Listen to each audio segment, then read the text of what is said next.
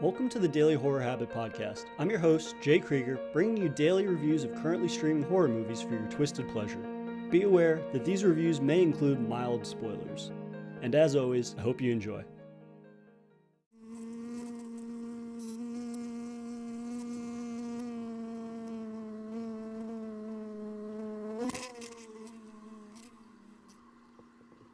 Welcome to the final chapter in my series review of The Fly. From the 1958 original starring Vincent Price through Cronenberg's masterful reimagining, and finally to the 1989 sequel The Fly 2, buzzing through a majority of these films for the first time has been a lesson in creative risk-taking and revitalizing a stagnant property. For the period of when the Fly films were released, it was fascinating to not only see directors take such risks, such as removing the fly monster completely from one particular entry, Curse of the Fly, but also seeing how a new set of creative eyes could enhance and modernize the mad scientist classic for an 80s audience. And without further ado, it's time to review the final film in the Fly series. So far, The Fly 2. Directed by Chris Walas, who notably won an Academy Award for his special effects work on Cronenberg's remake of The Fly, he would be flanked by, at the time, up-and-coming screenwriters Mick Garris and Frank Darabont, who would go on to become two exceptionally well-known voices within the horror realm. Now, it would be unrealistic to expect the follow-up just 3 short years after David Cronenberg's remake to possibly match the film's body horror madness or its tragic love story. And with this in mind, we enter what is a sequel that is more watchable than it really has any right to be, but pales pretty starkly in comparison to its predecessor. The film opens with Veronica from the previous film giving birth under unusual circumstances. Right off the bat, the audience will notice Geena Davis has been replaced by a stand-in, as Davis wasn't interested in returning for the sequel, given the life expectancy of her character. Veronica subsequently dies giving birth to a horrifically grotesque cocoon, which confirms her greatest fear that Seth Brundle had impregnated her with a fly hybrid baby. While Veronica dies from birth complications, to everyone's surprise, a perfectly healthy boy emerges from the grotesquely fleshy cocoon. Though, given the tragic nature of the series, this sigh of relief is sure to be short-lived. The Fly follows Seth Brundle's son Martin, played by Eric Stoltz, who as a result of inheriting his father's mutated genes, suffers from a condition now known as Brundle's accelerated growth syndrome. Meaning he grows at an accelerated rate, the morbid flip side of this being he will inevitably die much sooner. With this condition comes his father's master intellect, and as a result, the boy genius struggles with living in a world that he's outgrowing and outthinking at an hourly rate. Given the potential of Martin's superior intellect and mutagenic genes, Mr. Bartok, played by Lee Richardson, adopts him as a baby and has him confined within the Bartok Industries for testing. But as Martin's intellect continues to grow, he begins exploring the Bartok facility and uncovering its many secrets. Much like in 1959's Return of the Fly, sins of the fathers are visited upon the children is very much the ethos behind the film. Martin discovers Bartok has his father's teleportation devices and convinces him to help them master it. It's a simple framework for a sequel, and while I don't think we needed a sequel to Cronenberg's film, this is the most logical course, if uninspired, angle this creative team could undertake. Though, early on, it's apparent that The Fly 2 has a considerable amount working against this narrative.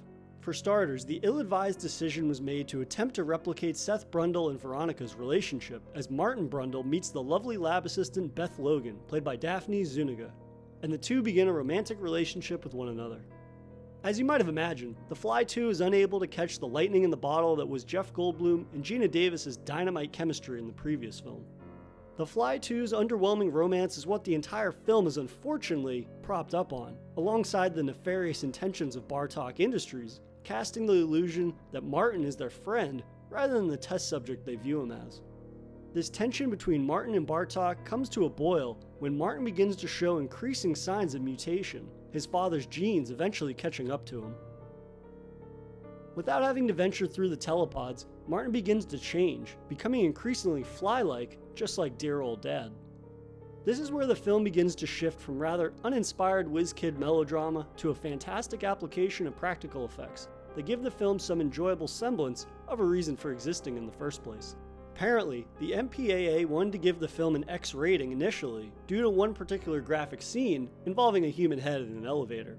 But Chris Walas appealed the decision, and the MPAA ended up giving him an R rating without having to make further edits. A very promising start for a film that manages to capitalize on impressive practical effects in all their gory and goopy glory. Things begin brutally enough with a boy and his dog. Young Martin befriends a golden retriever lapdog who he visits at night and feeds his table scraps to. Though when the dog goes missing, Martin tracks the dog to the telepod room where the golden retriever stares aimlessly as the Bartok staff places the canine inside a teleporter, and he proceeds to mutate into a jumbled mess of meat and fur. Not only a fantastic use of practical puppetry, but the emotional weight of an imprisoned boy losing his only friend is quite effective. And this is only the beginning. Martin himself begins to mutate. A needle mark on his arm begins to leak fluid, and a stretchy substance emerges from it. This transitions into him displaying super strength not unlike his father did, but also his face begins to become dehydrated and decrepit looking. Eventually, his human body begins breaking down. His legs cease to function as they should. His vision is clouded, only rectified once Martin nonchalantly rips his own eyeball out, revealing a new, more insect eye. His mentality begins to change as well, as he stays up late at night staring into a nearby bug zapper muttering, "compelling," to himself as a fly soars into the zapper. And now for a brief intermission. If you've been enjoying this episode of Daily Horror Habit, please take a moment to subscribe to the show on your preferred streaming platform or leaving a review on iTunes. And thank you for your continued support, which drives the show's success. And now, without further ado, let's get back to today's horrifying episode. He also remarks to Beth that he isn't dying, but in fact, he's healing. Martin's condition worsens to the degree that he reverts back to a cocoon that must be brought to Bartok Industries to be dissected and studied, but what is growing inside will ultimately be Bartok's undoing. This is where the film starkly changes course from the previous film, which certainly featured a creature, but I would never classify it as a creature feature. Whereas The Fly 2 explodes into a full-on creature feature as Martin, now a fully formed towering fly monster, enacts revenge against Bartok scientists and security guards who made his life a living hell. From his sticky and ooze dripping hatching from the cocoon to vomiting acid on a security guard's face, who then claws at his bubbling face and accidentally rips it clean off, along with his jaw, the film becomes brutal as all hell. There is also that elevator kill that I mentioned previously, in which an elevator falls into a security guard's head that's so graphic and wet that it made me squirm in my seat. As for the Super Brundlefly mutation, he's essentially the XL version of Papa Brundle that towers over others. This allows Chris Wallace's practical effects team to essentially make Brundlefly more of an overwhelming force, rather than the calculated fly of the previous film. It's an odd stylistic choice, but it definitely works in giving The Fly 2 some semblance of its own identity, as what it attempts to replicate from the other films in the series, it obviously largely fails to do. Surprisingly enough, the film actually ends in the most satisfying of ways, with a final lingering shot that ensures the man who wronged Martin is left to suffer facing the consequences of his actions. Given just how fantastic 1986's The Fly is, I had bottom of the barrel expectations for The Fly 2. And in terms of its narrative, it's mostly a meandering retreading of a better film, but it never falls into painstakingly corny or unwatchable territory. Had it not been for its squirm-inducing practical effects and bloody mutilating kills, I'd be far harsher on it, I think. So in that regard, fans of the franchise will surely get something out of this if they go into it keeping their narrative expectations in check, as it does have a handful of bloody memorable moments. And since everybody loves a good list, I figured I would rank the 5 Fly films in the order that I would recommend them. So coming in at number 5, I would say is going to be Return of the Fly. Just not very inspired in terms of following up the original Fly, and they kind of made the monster itself much more ridiculous by giving it these kind of like XL body parts on a man's normal sized body. Just doesn't do a lot with what the original did so well, and the narrative kind of just feels like a retreading.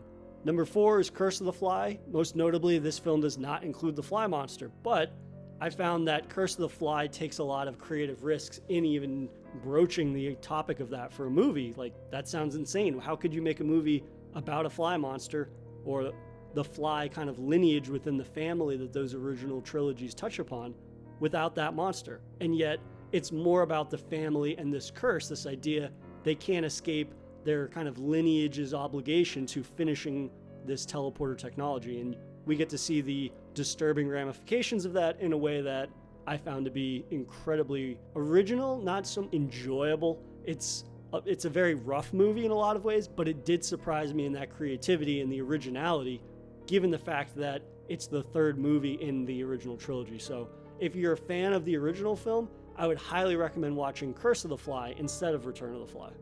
Number 3 is going to be The Fly 2. Again, feels mostly like a retreading of The Fly, Cronenberg's The Fly, and I think that it's not a mistake that this feels similar to Return of the Fly in that regards. The difference being The Fly 2 has some stellar practical effects and gore that I think fans of the Fly series, especially of Cronenberg's The Fly, will definitely get more mileage out of that than per se somebody that is coming to the series fresh, or they don't necessarily have that love of the original.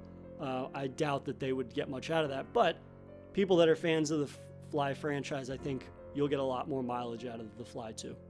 Number 2 is 1958's The Fly, the original. I think that film approaches the story structure in a really unique way. Again, it has practical effects that are cool for the time period.